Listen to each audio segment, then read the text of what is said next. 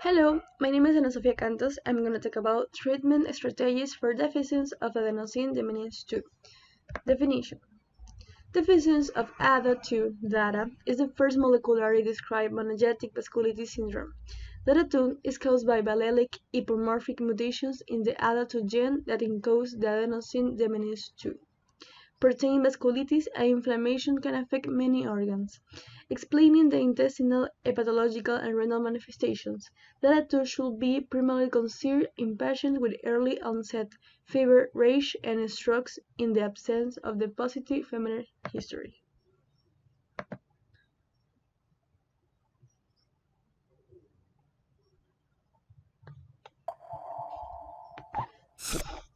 Learning medicine is hard work.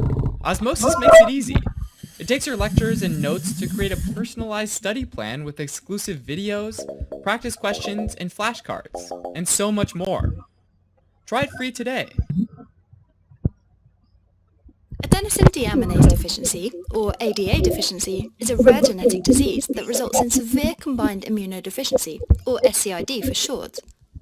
SCID can be caused by a number of causes, so this particular variation is called ADA SCID. Let's take a step back. Our cells have all the instructions of how to live and behave written on their own copy of DNA. DNA is made out of 4 nucleotides, which can do all kinds of cool stuff in their free time, like provide energy to various processes in the cell. Nucleotides are made out of a sugar, in this case deoxyribose, 1 to 3 phosphate groups, and a nucleobase, which can be adenine, thymine, cytosine, or guanine. So the name of a deoxyribose-containing triphosphatic nucleotide, based on adenine, that makes up DNA, would be deoxyadenosine triphosphate, or DATP for short. These nucleotides are needed in equal proportions in order to make cellular division run smoothly. Now, nucleotides have a functional lifetime of their own, and our body has mechanisms on how to break them up into their building blocks to either be excreted or recycled. Let's focus on deoxyadenosine triphosphate. First, the enzyme adenosine deaminase removes an amine group from it, turning it into deoxyinosine monophosphate, or DIMP. Then, purine nucleoside phosphorylase comes in and removes the phosphate and the deoxyribose from DIMP, making hypoxanthine. Hypoxanthine is then oxidized twice by xanthine oxidase, first to become xanthine and then finally to uric acid. Uric acid can then be excreted by the kidneys in the form of urine. Now, one class of cells that divides quickly and therefore relies heavily on cell division to work smoothly are lymphocytes. Lymphocytes protect the body from pathogens like bacteria and viruses in 2 ways. First, B lymphocytes, or B cells, produce immune proteins called antibodies, which seek out and latch onto an invader, marking it for destruction by other cells. Second, cytotoxic T lymphocytes, or cytotoxic T cells, as well as lymphocytes called natural killer cells, go cell to cell looking for virally infected cells, or cells that look like they've started dividing uncontrollably, like a cancer cell. If they find a cell like that, they destroy it. So, simultaneous breakdown of both these pathways makes the immunodeficiency combined and severe, hence the name, severe combined immunodeficiency. Adenosine deaminase is encoded by a gene on chromosome 20, and typically mutations are inherited through an autosomal recessive pattern, meaning that the disease occurs when a child receives a mutant allele from both parents. Statistically, if 2 carrier parents were to have children, they'd have roughly 25% chance to have a completely healthy child with 2 healthy gene copies, a 50% chance to have a child that's also a carrier of 1 defective copy and 1 healthy copy, and 25% chance to have an affected child with ADA SCID. In individuals with adenosine deaminase deficiency, a key enzyme, adenosine deaminase, is absent, and as a result, DATP cannot be degraded when no longer needed, so excessive amounts of DATP pile up. This huge excess of just one type of nucleotide slows the process of the cell division immensely. Imagine that you're assembling a pizza with 4 ingredients: dough, tomato sauce, cheese, and basil. It becomes hard when you have an excess of a single ingredient. For example, standing neck deep in tomato sauce makes it hard to find the basil, cheese, and dough, so that the pizza is made up of the right proportions.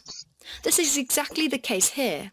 Excess of a single ingredient, DATP, makes DNA replication extremely hard.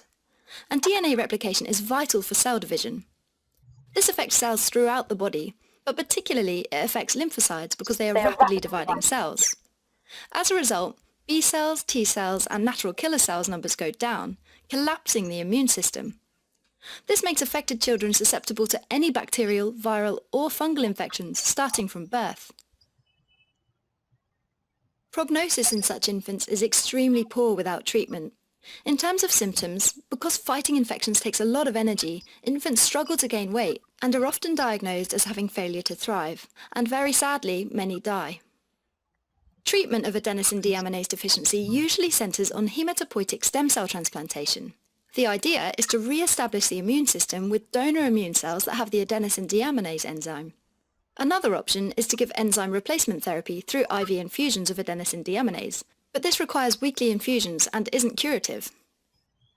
Alright, as a quick recap, adenosine deaminase deficiency is an autosomal recessive genetic disease resulting in a defect in genes coding for the adenosine deaminase enzyme.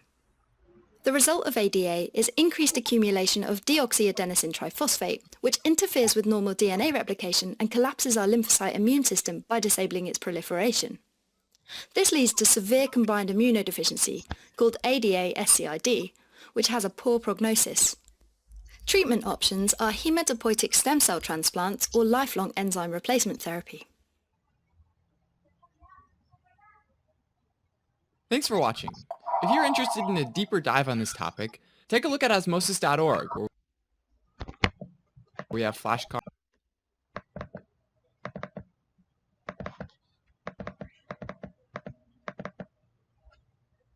Application in medicine. Steroids were the mainstay of treatment and have shown notable success. However, often with flares and inflammation and vasculitis of azathioprine, azathioprine, cyclosporine, tacrolimus, and cephalosphamide and methotrexate have all been used, yet with little success.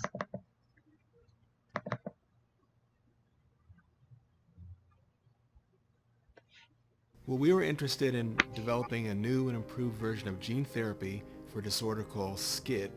SCID stands for Severe Combined Immunodeficiency.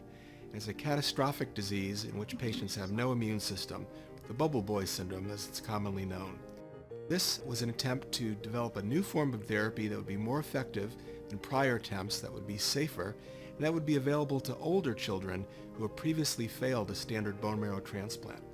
We saw very high levels of correction of the immune system at levels that are unprecedented in prior gene therapy trials. Previous trials have only corrected T cells, which are about 1/3 of the problem in SCID. In our trial, we found correction of not only T cells, but B cells, which make antibodies, and NK cells, which are another very important function of the immune system. It's the first time we've been able to correct all aspects of the disease. In prior gene therapy trials, often the patients still required lifelong antibody injections of what's called gamma globulin. In our case, we found that the subjects treated with our gene therapy no longer required gamma globulin therapy, which is both very expensive and people have to get this every 2 to 3 weeks. We'd like to extend this therapy to newborn infants, and we currently have a trial open at St. Jude Children's Research Hospital in which this would be offered as a curative frontline therapy. We believe that it's possible that this new form of gene therapy will offer them the best available current treatment for their disorder.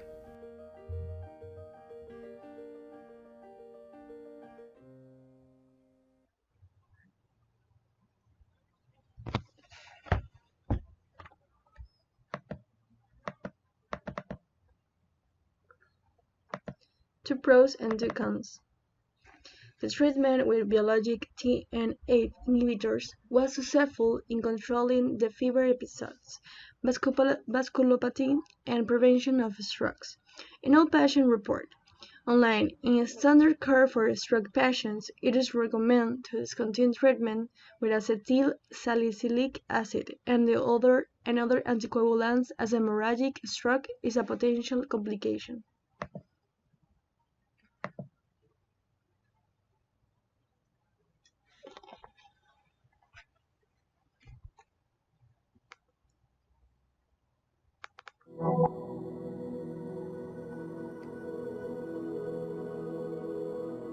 ADA-SCID is a rare genetic disease which affects the immune system within the first months of life. Those children affected are missing a protein, adenosine deaminase, fundamental in producing lymphocytes, cells which are responsible for defending us against infective agents such as viruses, bacteria, or funguses. In normal conditions, the lymphocytes are formed from the stem cells inside the bone marrow and, once freed into the bloodstream, recognize and neutralize the infective agents. Without lymphocytes, viruses and bacteria freely attack the organism. Even banal infections may become so dangerous as to force these children to live in complete isolation. The only resolutive therapy is a bone marrow transplantation, but in many cases, there are no matching donors. Researchers from the San Raffaele Telethon Institute in Milan have honed in on an effective alternative, gene therapy, which allows the disease to be cured by using the child's own stem cells. These cells are taken from the bone marrow and put in contact with a vector, which contains a functioning version of the adenosine deaminase gene. The vector is obtained by a virus modified in the laboratory in such a way as to render it innocuous, but still capable of penetrating inside the host cells. Once the vector has entered the cell, it releases its own genome, which is then inserted into the host cell. From that moment, the cells will be able to produce the precious enzyme. Once it is reinfused into the patient, the corrected stem cells travel through the bloodstream and reach their natural home, the bone marrow. Here, they start to produce all the blood cells, including the lymphocytes, that finally allow the organism to fight the infections in an efficient manner.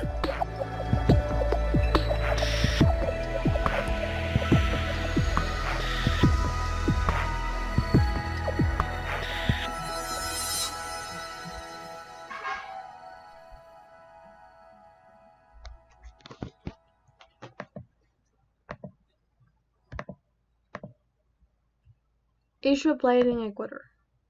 In Ecuador, there are few epidemiological data on the prevalence of this syndrome's treatment.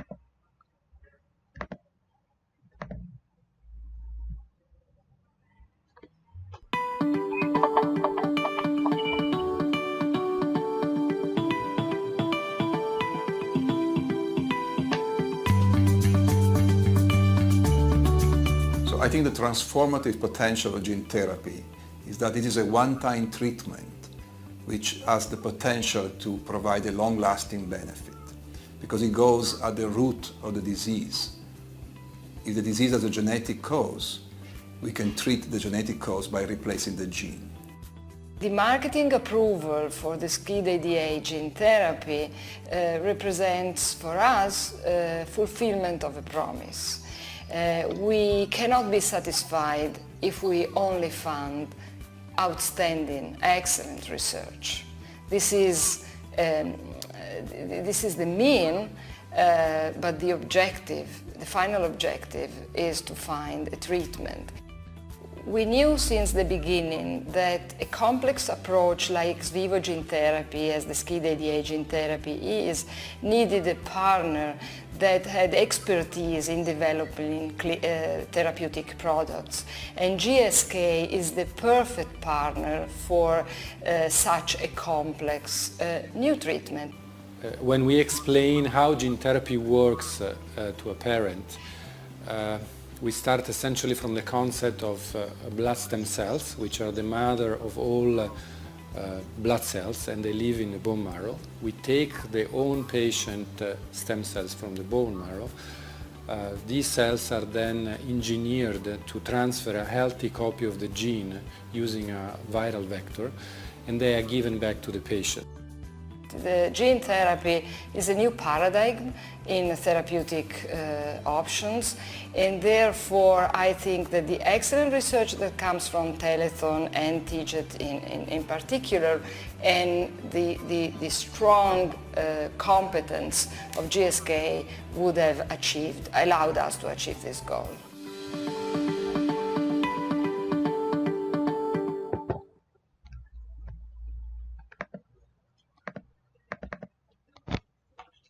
Conclusion. The mainstay of treatment is TNF inhibition, which is itself in suppressing inflammation and in prevention of vascular events.